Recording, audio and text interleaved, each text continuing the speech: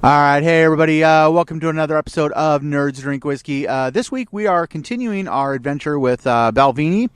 This was a whiskey that Gabe brought last week, and no, we're not at Doggers yet. We're actually on our way. We're gonna, as soon as we're done recording this episode, we're on our way over there. But you can't donate whiskey to a bar. They have to. Couldn't drink it all. What's that? Plus, then we wouldn't be able to drink it all. Well, there's that too, yeah. And but yeah, because of liquor control laws, we can't bring whiskey to Dogger. Dogger has to buy it at the local liquor store only, and so that's what he's got to do to stay within the law. We want him to stay open, so we recorded this episode. When we bring our own whiskey, we do it at my house still. But so we got our nice Nerds Drink Whiskey shot glasses. But we're going to do a nerd news deep dive. For those of you who haven't noticed, we have been doing nerd news every day on our Facebook page. We're soon going to start uploading those to our YouTube page as well. And I'm no longer going to slap them at the end of the weekly episodes. It's just going to be kind of its own show.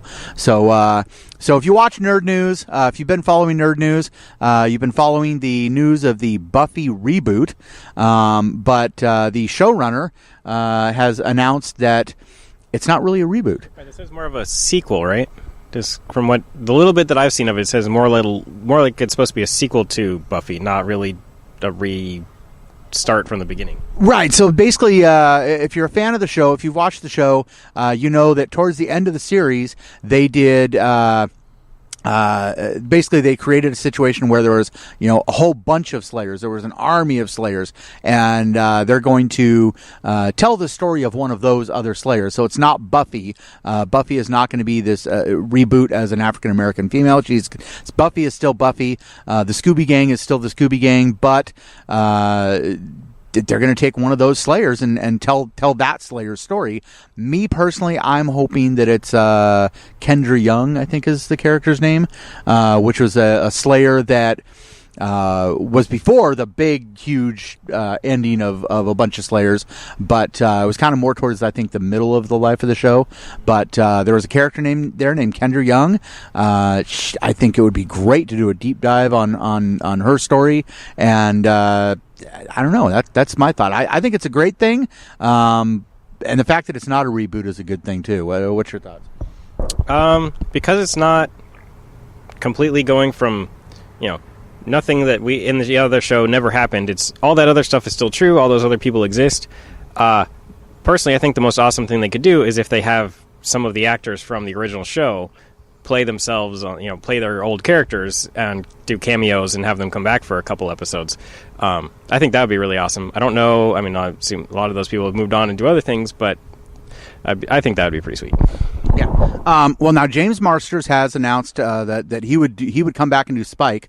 And obviously he's a lot older now, but they've started to do really great things with CGI to age, basically make people look a lot younger. I was just watching, I'm still trying to catch up on Marvel, and they just showed a very young Tony Stark, and still played by Robert Downey Jr., but through CGI, they made his face really young. And so they could still have those characters come back during the Kendra Young era and just kind of, through very, very light, subtle CGI, make them look the appropriate age for that time.